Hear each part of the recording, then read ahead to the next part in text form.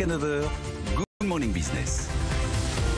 On est au cœur de ce débat tellement français qui agite les politiques, les industriels, la grande distribution, les agriculteurs jusqu'au 1er mars. C'est la date butoir pour trouver un accord entre tous ces acteurs. Et notre invitée, c'est Catherine Chapalin, la directrice générale de l'Association nationale des industries alimentaires. Bonjour Catherine Chapalin. Bonjour. Merci d'être avec nous ce matin. C'est pas rien, hein, l'ANIA, votre association. Ça représente 427 594 salariés exactement. C'est le premier employeur industriel français. 180 milliards d'euros de chiffre d'affaires. C'est vous qui nous nourrissez avec les agriculteurs, bien évidemment. Et c'est vous qui êtes au cœur de ce débat. Savoir où vont les marges, qui paye le juste prix. Vous avez jusqu'au 1er mars pour vous entendre avec la grande distribution et les producteurs. Vous allez y arriver ? Écoutez, on espère, en effet, plus que quelques jours pour réussir, parce qu'on n'a pas le choix cette année. Pourquoi c'est important cette période de négociation commerciale ? Parce que ça fait 7 années consécutives qu'on est en déflation sur le prix des produits alimentaires. Et aujourd'hui, c'est plus tenable parce que pendant ces 7 années, on a connu, nous, une inflation de nos coûts. Cette année en particulier, il y a une flambée pour certaines matières premières agricoles. Et cette guerre des prix, qui est quand même unanimement dénoncée, elle met toute une filière à genoux, avec évidemment l'agriculture, mais aussi l'industrie agroalimentaire, qui est la première industrie du pays, avec, vous l'avez cité, donc 420 000 emplois à la clé, 15 000 entreprises sur tout le territoire. Alors, Emmanuel Macron, aujourd'hui, fait un déplacement en Bourgogne pour lui aussi taper du poing sur la table dans ses négociations, comme l'avait fait Julien Denormandie à votre place, Catherine Chapalin, il y a une semaine sur ce plateau. Il avait dit, ça commence à bien faire, ces discussions interminables et le fait qu'ils ne s'entendent pas. Beaucoup pointent du doigt la grande distribution qui se mène une guerre des prix pour avoir des parts de marché, sauf que Alexandre Bompard, le président de Carrefour, s'est rebiffé hier, il s'est rebellé contre ces accusations et il vous accuse, vous, écoutez-le, c'était hier sur RMC.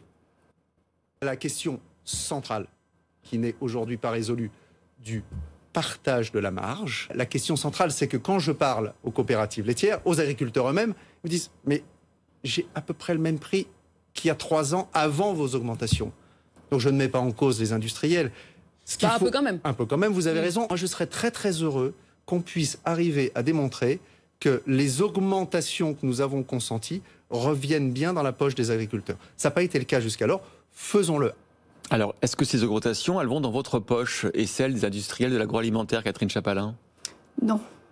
Ce que je vous disais, c'est que le drame de notre pays, le drame, c'est vraiment cette déflation sur les produits alimentaires depuis maintenant 7 ans. Oui, vous avez entendu ce que dit Alexandre Bompard. Il dit, nous on a augmenté nos prix, or les paysans qui sont en bout de chaîne ne voient pas la hausse des prix. Donc ils soupçonnent l'industrie agroalimentaire de faire des marges. Non, c'est faux, puisque le prix, justement, il y a eu des améliorations dans certaines filières.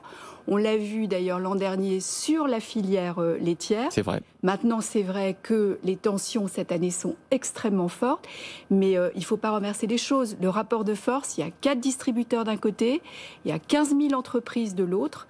Et aujourd'hui, vous l'avez dit, cette guerre des prix, c'est avant tout une guerre de parts de marché entre enseignes. Entre enseignes de la grande distribution, c'est-à-dire que Leclerc, Intermarché, Carrefour veulent augmenter leur part de marché parce qu'ils veulent survivre, et donc il faut une guerre des prix qui est bénéfique aux consommateurs, mais qui n'éduque pas le consommateur dans le sens qu'il faut payer les choses au juste prix et notamment bien rémunérer les agriculteurs, les industriels. Absolument, et les conséquences de cette guerre des prix, elles sont dramatiques, et d'ailleurs c'est ce qui avait inspiré au départ les États généraux de l'alimentation. Les conséquences, elles sont dramatiques d'abord pour les agriculteurs, parce que comment on va faire ruisseler justement le prix à l'agriculteur si on a toujours une pression, nous, sur nos tarifs. La deuxième conséquence, c'est sur la compétitivité de nos entreprises. Comment on va investir, comment on va recruter, comment on va innover dans ce contexte. Et puis la troisième conséquence, qui est aussi très très importante, c'est les conséquences sur la souveraineté alimentaire du pays. On l'a vu pendant cette crise Covid, on a vu que les Français étaient très attachés à leur alimentation alimentation, à leur agriculture, à leur industrie agroalimentaire. Attention à la préserver. Et nous, on ne peut plus tenir si on ne passe pas par une inflation qui soit raisonnée et responsable. Ce que propose Alexandre Bompard, c'est-à-dire la transparence des marges, pour savoir où va justement les hausses de prix qui ne sont pas très nombreuses, vous le rappeliez, mais bon. Vous êtes d'accord avec ça ? On est tout à fait d'accord sur le principe de la transparence et sur le principe aussi de la pluriannualité justement des accords qui a été proposé d'ailleurs par Serge Papin, qui s'est vu confier une mission par Julien de Normandie. Maintenant, nous, ce qu'on dit pour répondre justement à Alexandre Bompard, c'est que l'objectif des États généraux de l'alimentation, c'était de passer d'une guerre des prix à de la création de valeur. Et de la création de valeur pour mieux la répartir. On ne répartit pas de la valeur qu'on n'a pas créée. Alors par exemple, quand on discute autour de cette table entre industriels, grande distribution et producteurs, de quoi on discute? Parce que l'idée de la loi, c'était de partir du prix des produits agricoles et de monter petit à petit la chaîne de valeur pour arriver à un prix de vente aux consommateurs. Oui. On y est arrivé sur certains produits comme le lait, d'ailleurs sous l'impulsion de certaines marques comme C'est qui le patron, où on a la transparence des marges.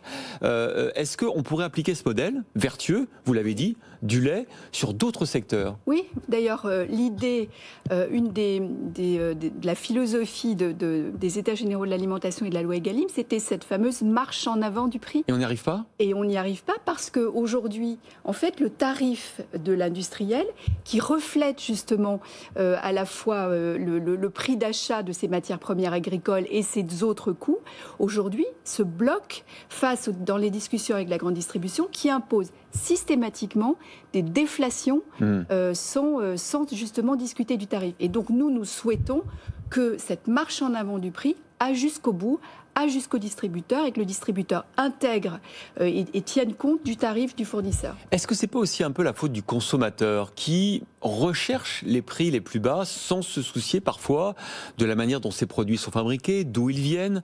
On a parlé avec les différents invités de cette matinale, par exemple, des pratiques de certaines chaînes de distribution qui achètent ailleurs en Europe où il n'y a pas cette volonté de construire un écosystème durable.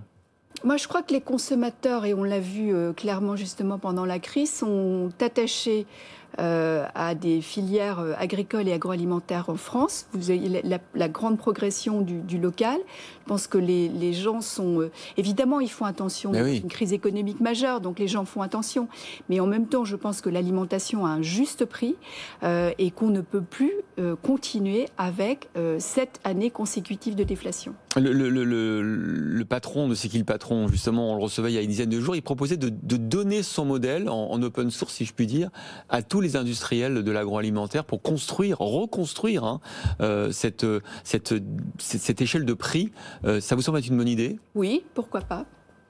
Pourquoi pas? Et vous croyez que tous les industriels que vous représentez, je sais pas, je pense par exemple, je pense à Danone, je pense à n'importe quel fabricant de produits, seraient prêts à rentrer dans cette démarche de publier étape par étape la répartition de la valeur ajoutée? Je pense que chaque entreprise a sa stratégie de marque. Oui, justement, compliqué de dévoiler et d'abattre les cartes sur table. Hein. Justement, cette idée d'avoir de la transparence sur les prix qui sont payés aux agriculteurs, c'est bien l'idée qui est portée aujourd'hui par Serge Papin. Et on va jouer le jeu. En même temps, chaque entreprise aujourd'hui a sa stratégie de marque et de différenciation vis-à-vis du consommateur. Comment se porte le secteur de l'agroalimentaire en France? On a vu que l'année dernière, secteur plutôt résilient, parce que d'abord on a vu que la consommation, notamment en grande surface, est bien portée parce que les Français sont allés moins évidemment dans les restaurants de fête. Vous avez bien résisté à cette crise? En fait, la situation est très hétérogène. C'est vrai que si on se compare par rapport à d'autres secteurs industriels, on a beaucoup mieux résisté parce que les gens continuent à manger matin, midi et soir. En même temps, c'est très hétérogène parce que on représente aussi les entreprises qui fournissent le hors domicile, donc les cafés, hôtels, restaurants. Et je pense à la brasserie, je pense au café, je pense qu'il y a des entreprises du fromage, etc., qui sont aujourd'hui complètement à l'arrêt. Et c'est souvent des PME qui sont sur le territoire et qui avaient ce modèle, ils fournissent les cafés, les hôtels et les restaurants et qui sont aujourd'hui en grande difficulté. Ça veut dire que vous avez une part de vos adhérents qui sont en menace de mort aujourd'hui ? Il y a une part de nos adhérents qui est en grande souffrance aujourd'hui. Donc évidemment, l'État a fait ce qu'il fallait pour soutenir les entreprises, mais on verra à la sortie comment vont résister les entreprises. Il y a un de vos adhérents, on l'évoquait tout à l'heure, Danone, qui est dans la bourrasque, la tempête boursière, en tout cas des fonds activistes revendiquent un changement de management, de gouvernance et de stratégie, avec cette mise en avant d'une stratégie de développement durable, mais qui ne répond pas aux critères financiers. Qu'est-ce que vous en pensez ? Écoutez, je pense que Danone est une entreprise, un fleuron de l'industrie agroalimentaire française, avec des produits qui sont très très appréciés par le consommateur. C'est une entreprise qui a une histoire formidable et qui va continuer à écrire son histoire. Quels que soient les changements de gouvernance éventuels ou pas. Quelles que soient les pressions qu'il peut y avoir, moi je fais tout à fait confiance à cette entreprise. Je fais confiance à l'équipe de direction aujourd'hui pour affronter les vents contraires ou pas contraires d'ailleurs. Merci Catherine Chapalin, directrice générale de l'Association nationale des industries alimentaires, d'avoir été sur ce plateau.